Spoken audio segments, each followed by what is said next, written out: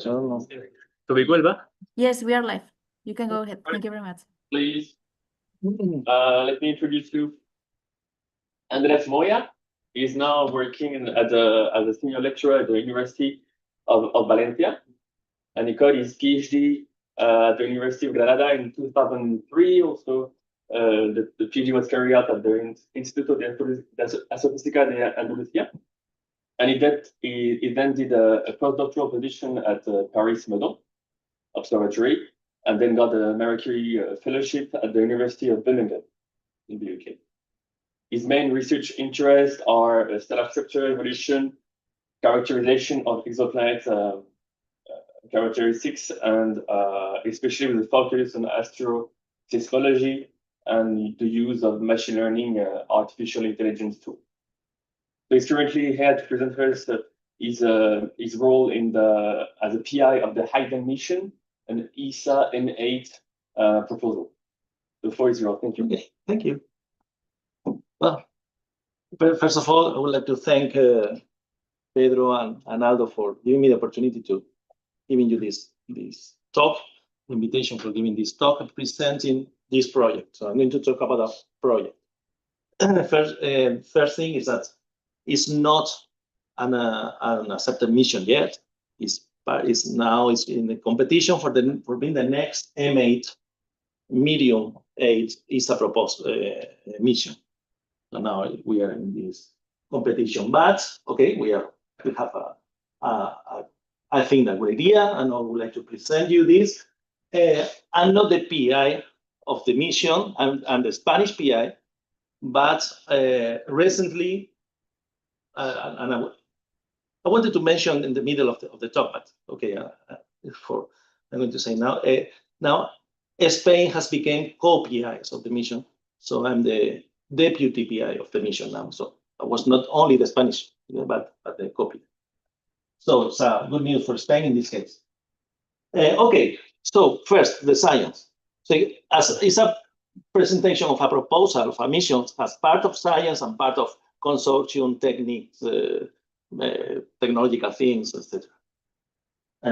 Managing everything. So first, science. No. Yes. Okay, stellar physics. It's about stellar physics, this mission. So the main focus is the better understanding of stellar physics, but with the aim of having an impact in many other parts of the astrophysics, because stellar physics is at the root of many things, of many studies. For exoplanet, it's clear that we need to understand the star. Also for gravitational waves, because most of the progenitors are stars at the end of its life.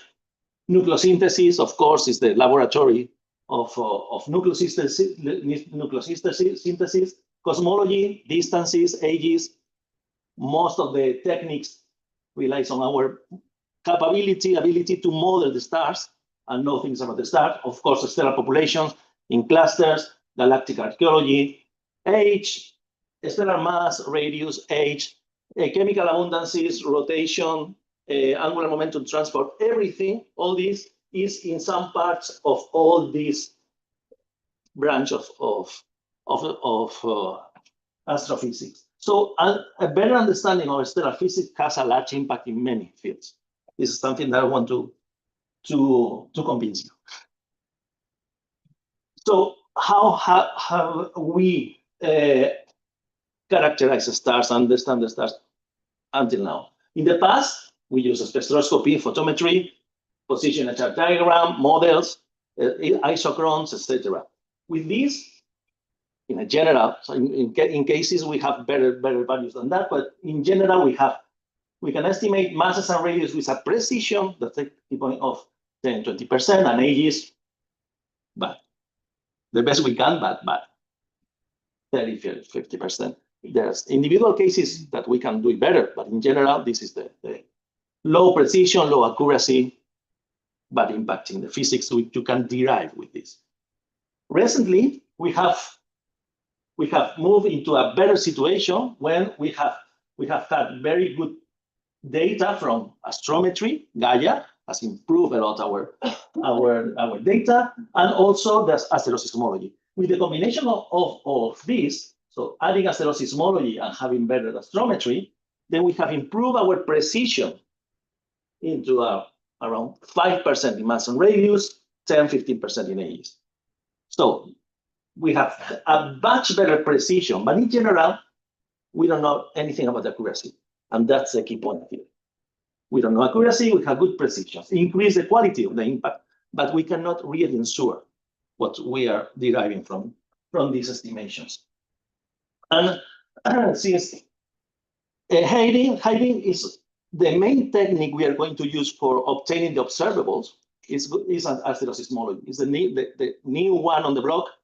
And I think many of you knows about asteroseismology, but I'm going to give a brief introduction of what it is and how are we going to do the things. Asteroseismology is what a study is the waves traveling inside the stars.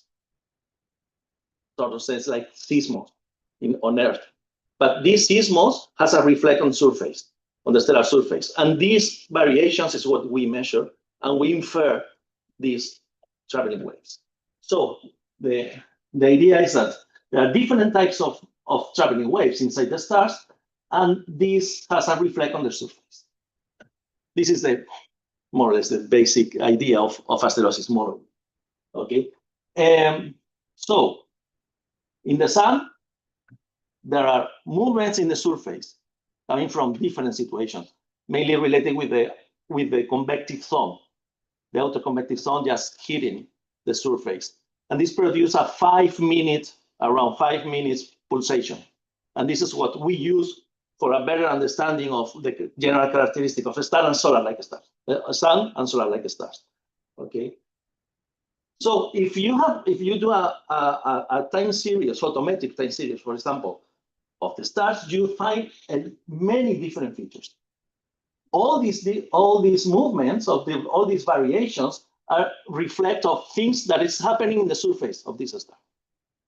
Okay, and depending on the type of a star, all this has different information that we can get. We have rotation, spots, we have granulation, and we also have pulsations. All these all together in the same light curve.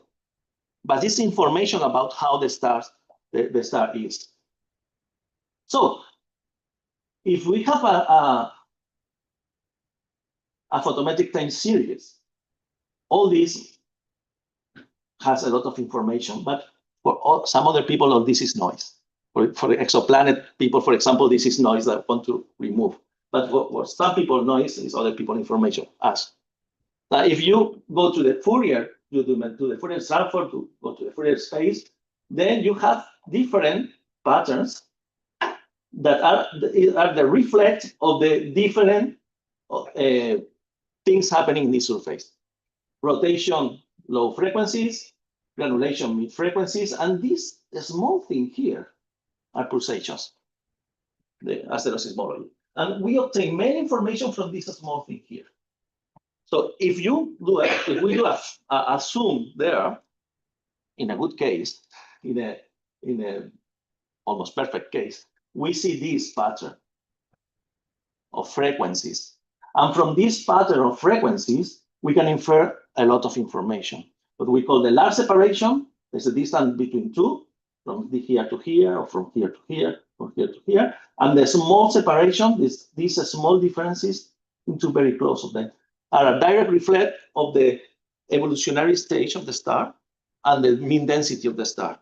And if we add mean density and evolutionary stage to the other observables, then models can do a better work because you fix more free space data. Okay. And the good point is that these pulsations evolve with the age. So this is an isochron, an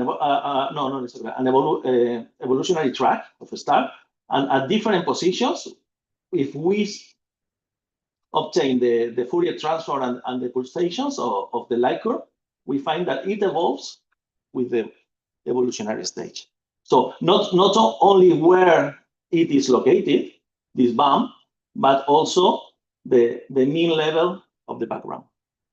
This is a reflect of the granulation, and it has a direct link with the log G, another thing that we can obtain with this. So all these more complex, but more things that I have not shown here. But with all this, we can add a lot of information to the rest of the standard observable, the stars, and then we can do. We can go into the unknowns in the models, uncertainties in the model. So, in general, as a summary, understanding a stellar structure has an evolution that means many parts in astrophysics. But high precision tests of stellar models were limited, was the past, until what we call the space photometry revolution. All the missions, space mission, doing photometric time series, high precision photometric time series, Corot, Kepler, K2 test. And with all this, we have had a database of hundreds of thousands of stars with very good information, pulsational information. And now we have been able to understand the internal structure and internal physics of the stars in the recent years. And with this, we have entered in what we can call high precision stellar physics, precision. And we've been able to understand a little bit better internal physics completely out of the possibilities of external observations, like chemical composition gradients, density stratification, rotation profile, etc. Okay, but what's the problem here? All this database has been obtained using field stars. Corot, Kepler, test are field stars. So the diversity in ages, chemistry, and distance is huge. So we don't know anything about them. So we have many free parameters to fine tune, and we don't really understand the physics, the complete physics.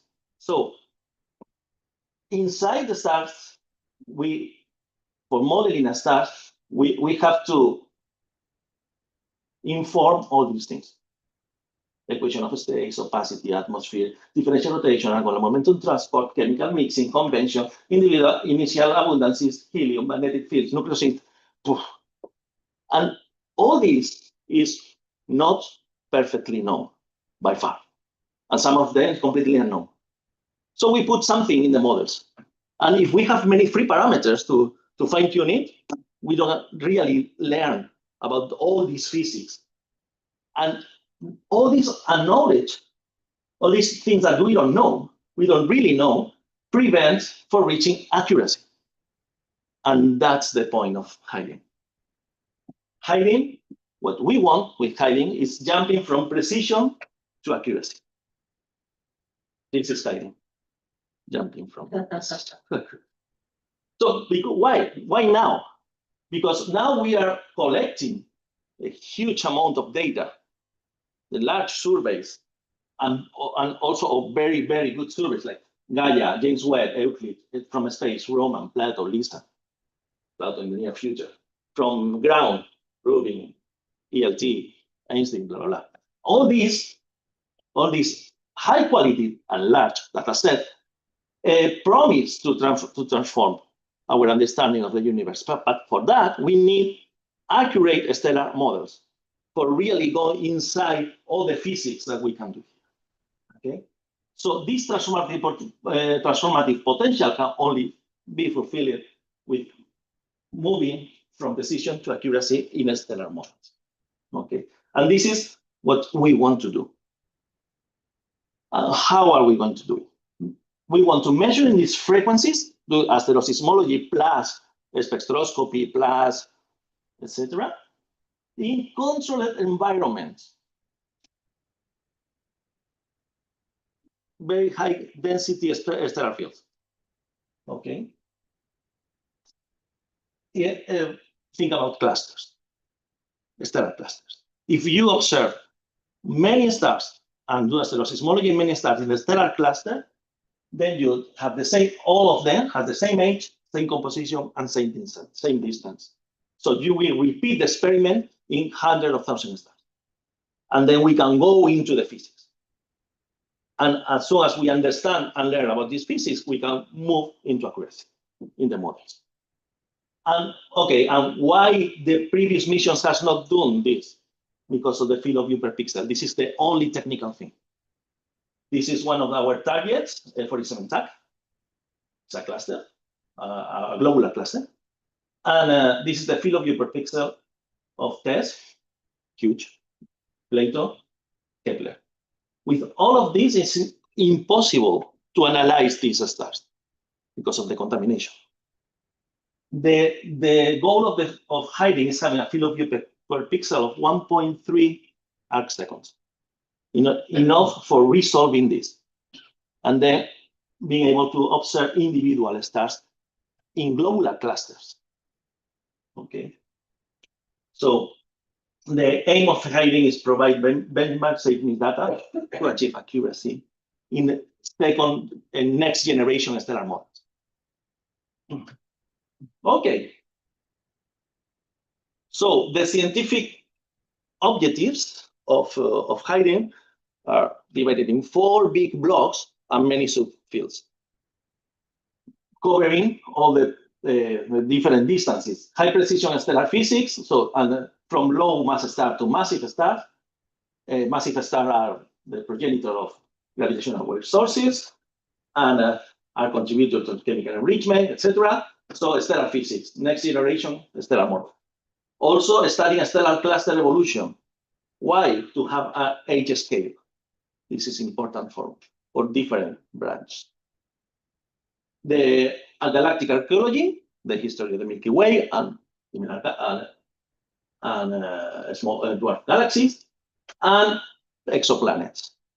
To see if we find exoplanets, because current theories say that that is really difficult in such environments for planets to be birthed, because the pressure, the radiation pressure and everything is too high, and the burning exoplanet just cannot be generated. But we have never taken a look. So with HAYDN, we can try to observe planets in these globular clusters, and it will change our vision of how planets birth. Okay. So I repeat, from precision to accuracy. All these will have impact in many other branches: stellar population, fundamental physics. In this one, so the contribution of ICE is in the fundamental physics. Is Aldo and Pedro is involved, and the one in this mission because of the fundamental physics and the models. Galactic evolution, nuclear synthesis, binary evolution, supernova progenitors, cosmic age, etc., etc. Well, the objects. We propose to observe these 4 dense stellar fields. 47 TAC, globular cluster, 1.5 years. We need long time series. 1.5 years for this one. This is our main target. M67 is a cluster of an age similar to the Sun. So all of them are solar twins. So it will be very good for understanding our Sun. H and G Perseus as a young cluster, but with a double young cluster with many massive stars. With this cluster, we will cover the part of understanding massive stars, because in globular cluster, we don't expect it. Omega Cent, we don't know if it's a huge globular cluster or the rest of the bulk of the core of a small galaxy that long ago crashed with the Milky Way. We can disentangle between these two options to understand if it's an old galaxy, the rest of an old galaxy, or a huge globular cluster, because it has millions of stars. Bade's window is a small window to look into the Milky Way center. So we want to, this is not a cluster, all these are field stars, but we will understand how the star in the center of the galaxy are. And NGC 6397 is another globular cluster with a very small, very low metallicity. Okay, so the only complex table I'm going to show is this one, but I'm not going to explain in detail. Well, this is the physics that the four targets fulfill. Forget it. I would like to focus here. These are these four clusters of dense fields. The months we are going to be observing it in 9, 6, blah, blah, and the number of stars we expect to observe. We have a high precision sample. This is the field, the three field where we are going to be long enough to resolve asteroseismology in very detail. The number of stars is 500, 6,000. And the survey sample.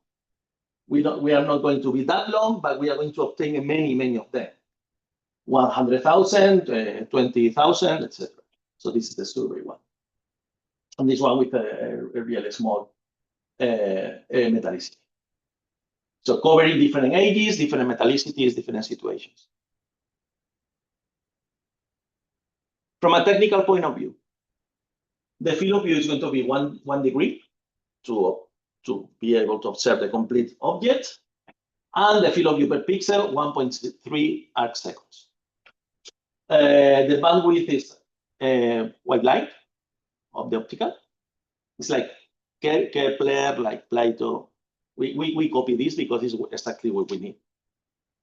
Noise level, 13 parts per million in half an hour for a magnitude around 9, 10, up to 300 for a magnitude 16.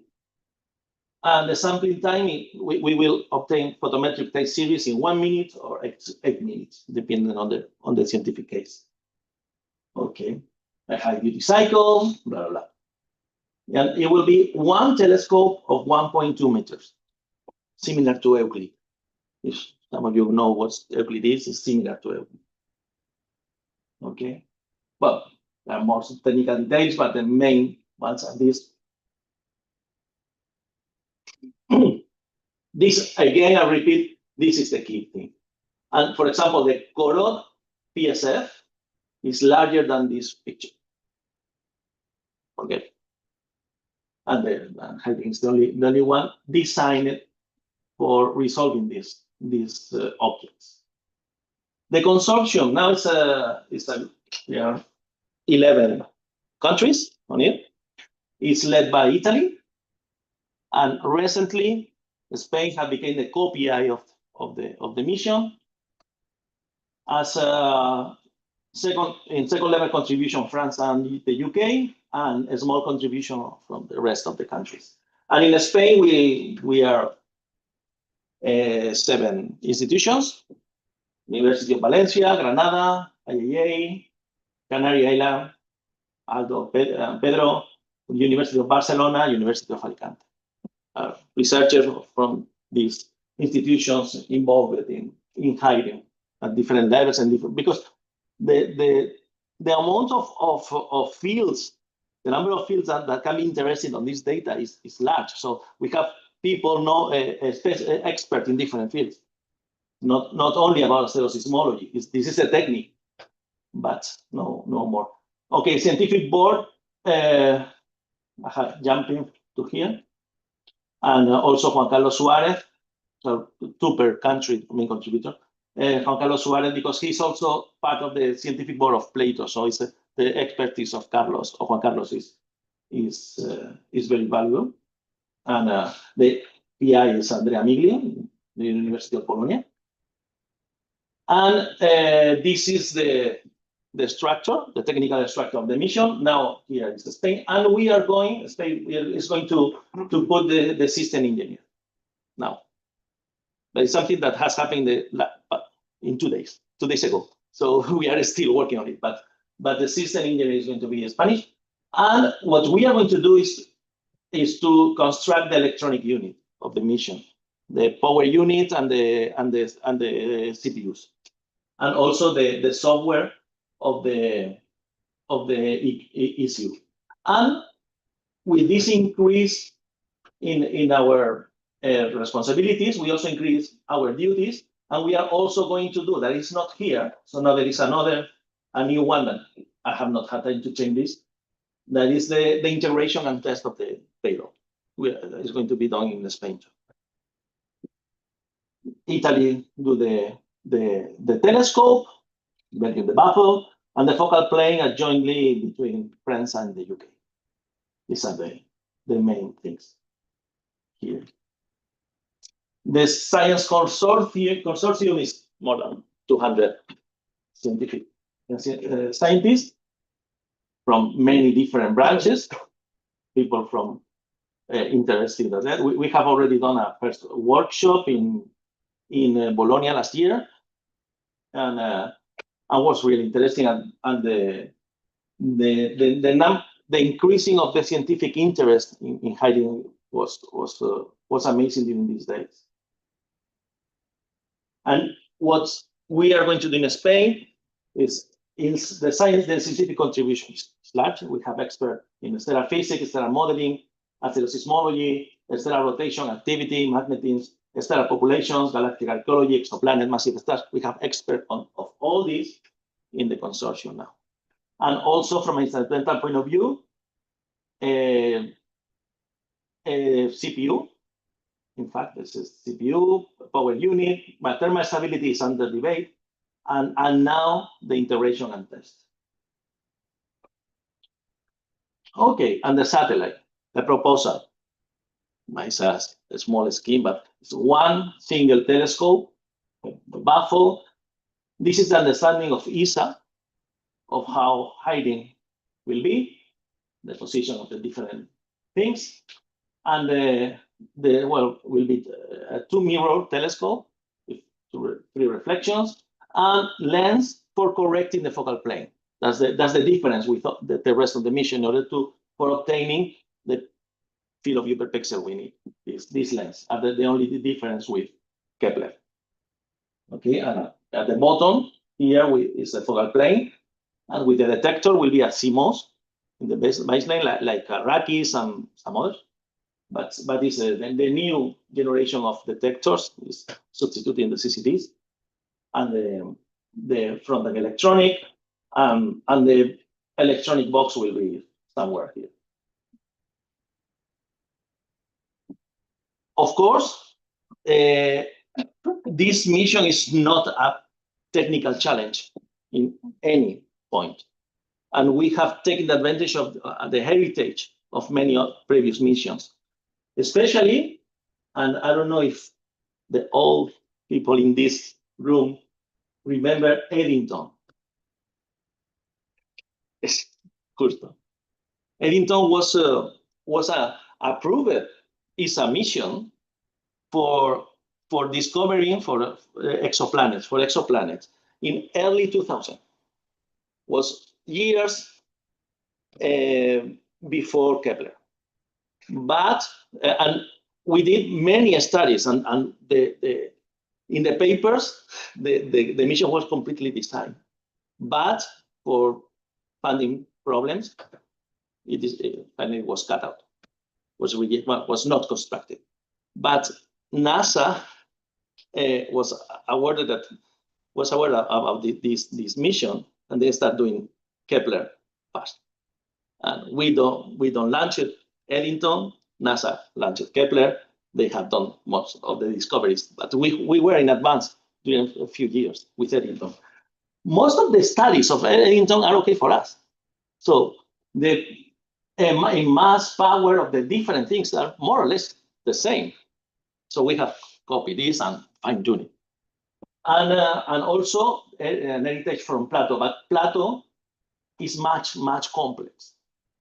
Plato is 26 small cameras with 26 times 4 CCDs. And we have only one telescope, and in fact, it's 2 CMOS. So we reduce the complexity a lot. This is something that is like now. No risk, no technical risk. So, and the history, we are almost finishing. The history, the idea of HAYDN was presented in 21 to the N7 call. From scratch, we constructed in 3 months. Battery and reached the phase 0.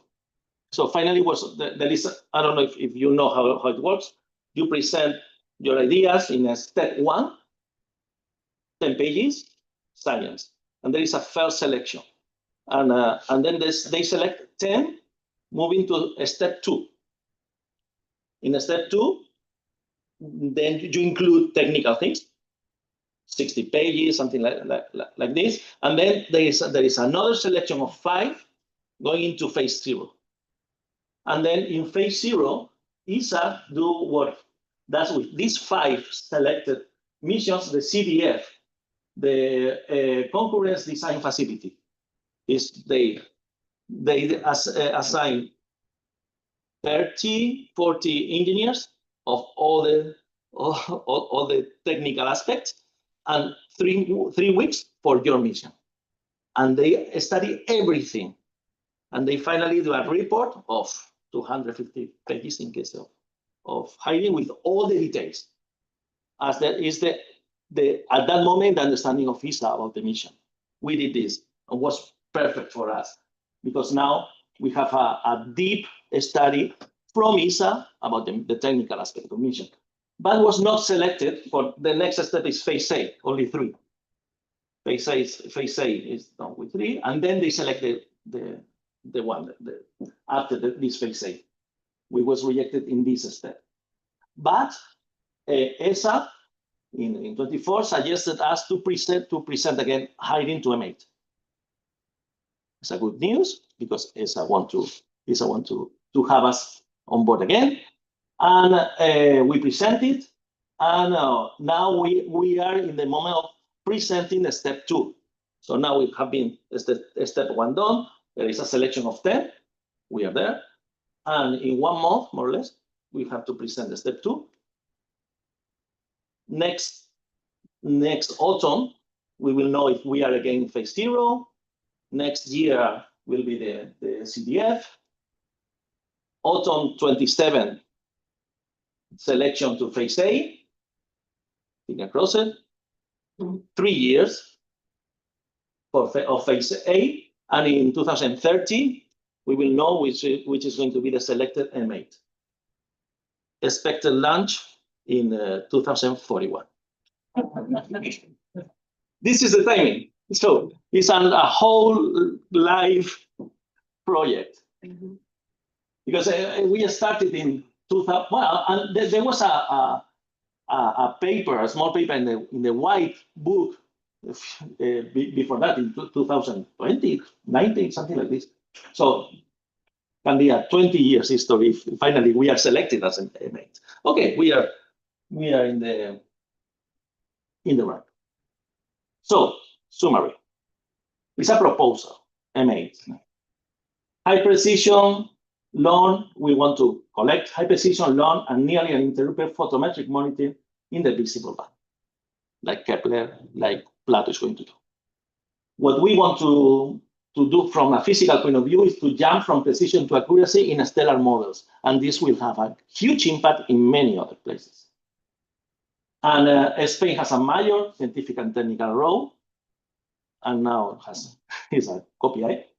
And the mention, and why I'm also want to do this kind of talks, is that we are still open. We are open to new contributions, ideas. So if you think that HAYDN can be valuable for your research in the long term, and you want to be there, and you want to be on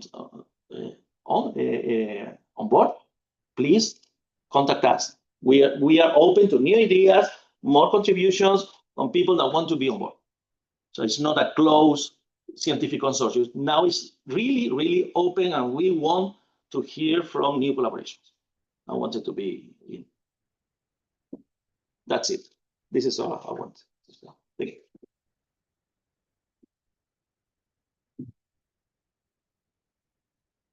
Thank you indeed. Any question in the room or online?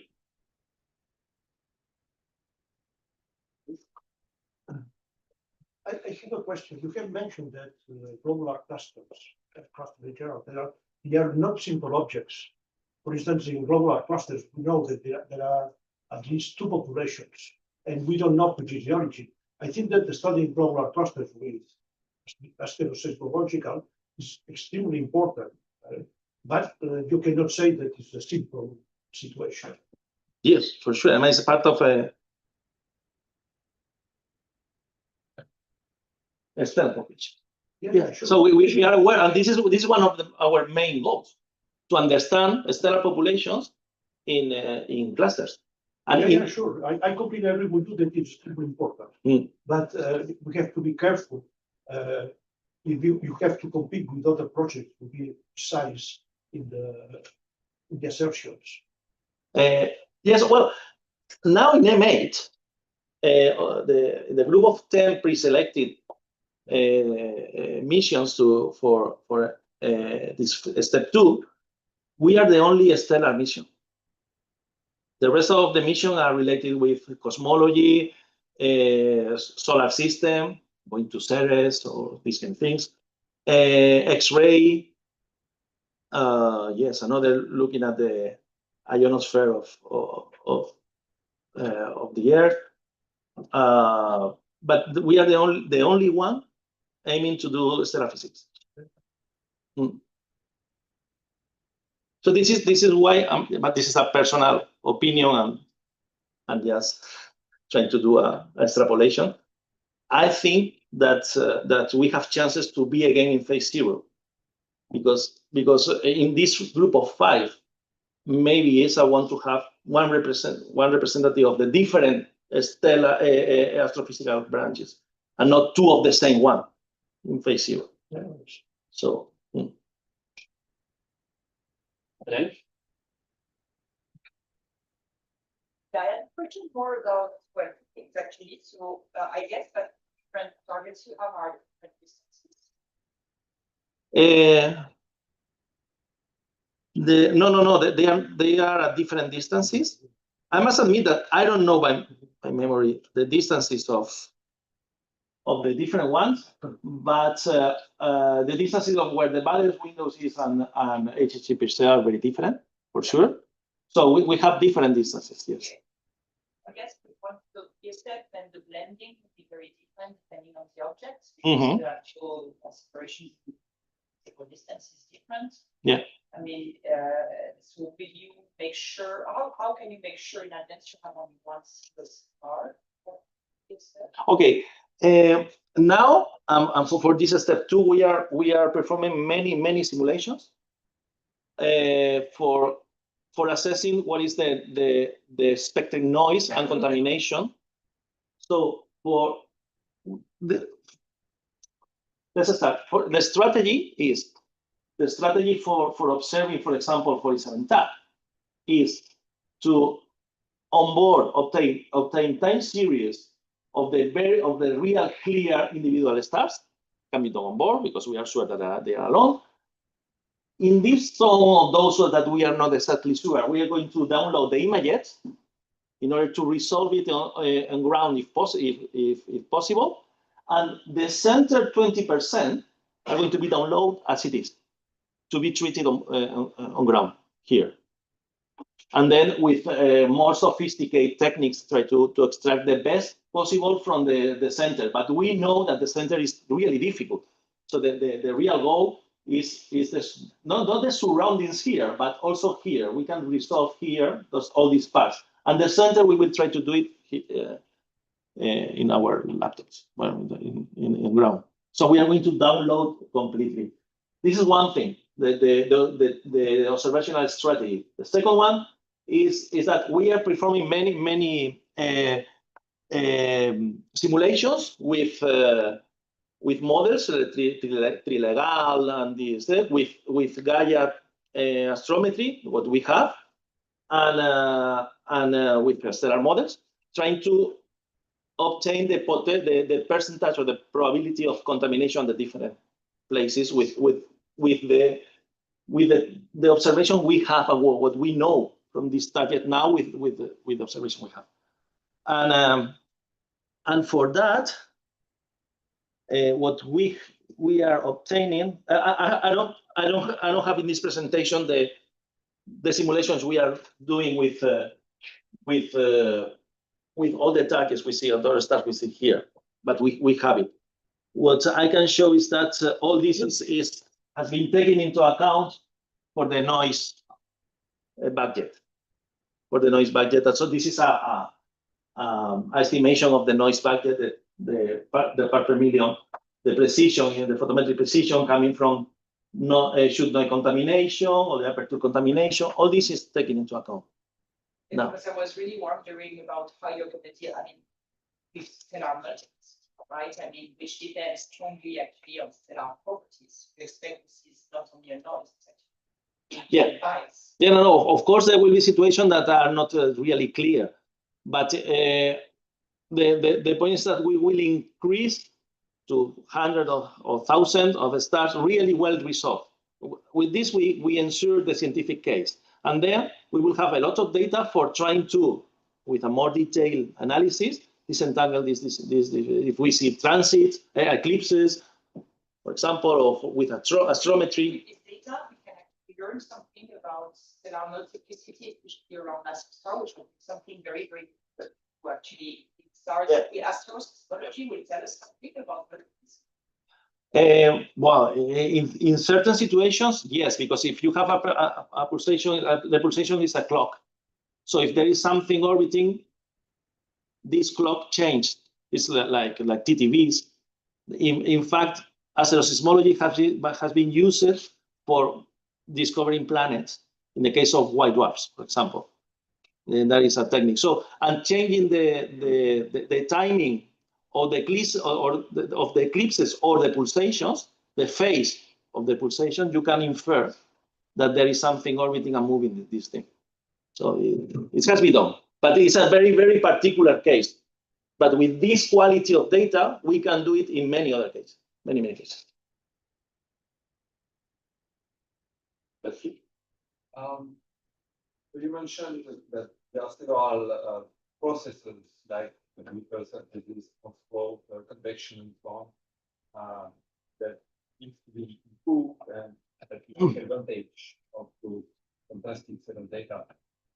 Is there any sort of modeling or integrated modeling plan to simultaneously advance on all the directions with the data? Because I expect this requires a huge effort, a combination of models, 1D, 3D, together, there will probably not be interesting.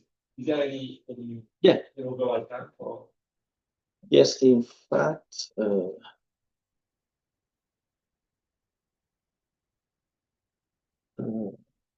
well, yes.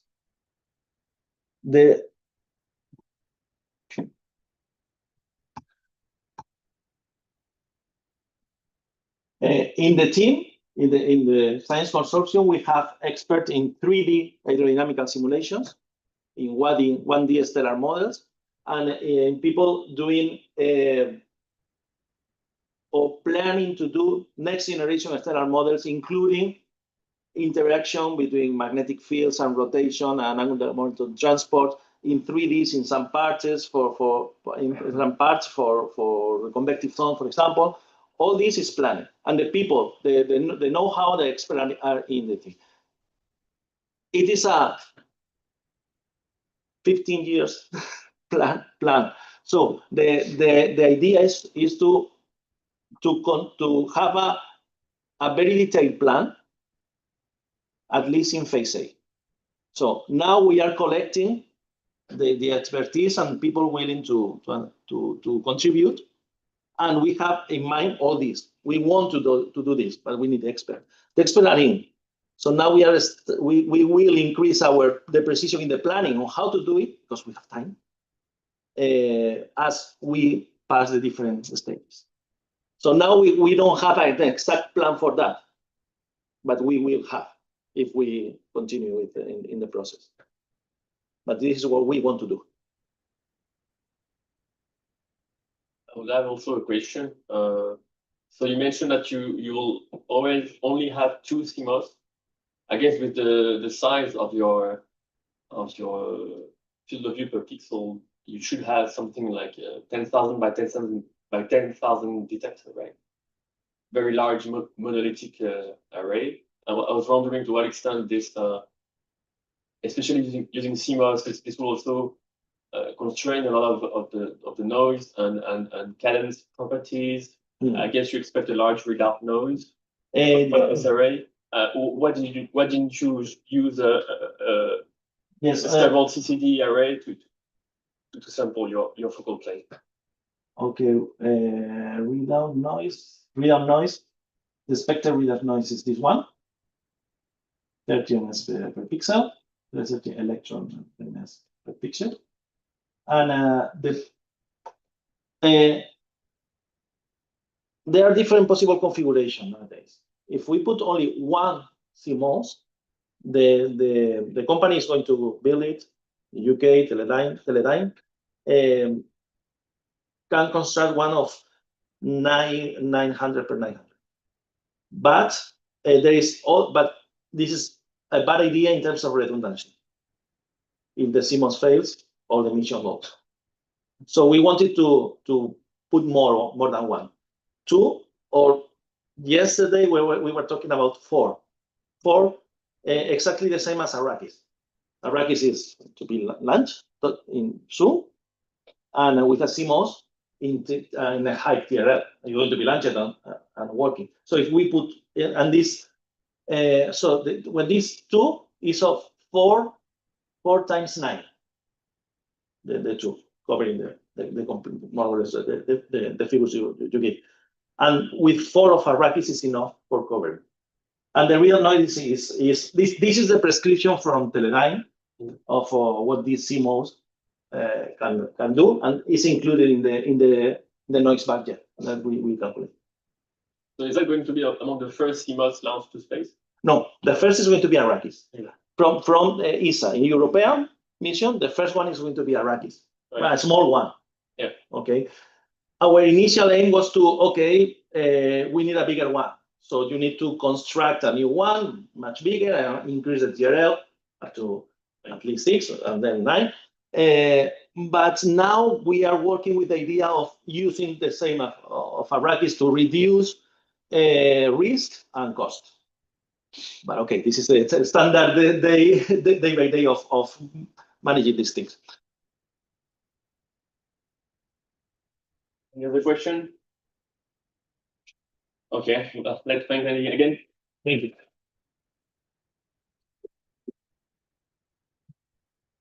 Because it's raining, we'll have the workshop room on 3rd floor, and please wait for Andy to be there to start eating. Thank you.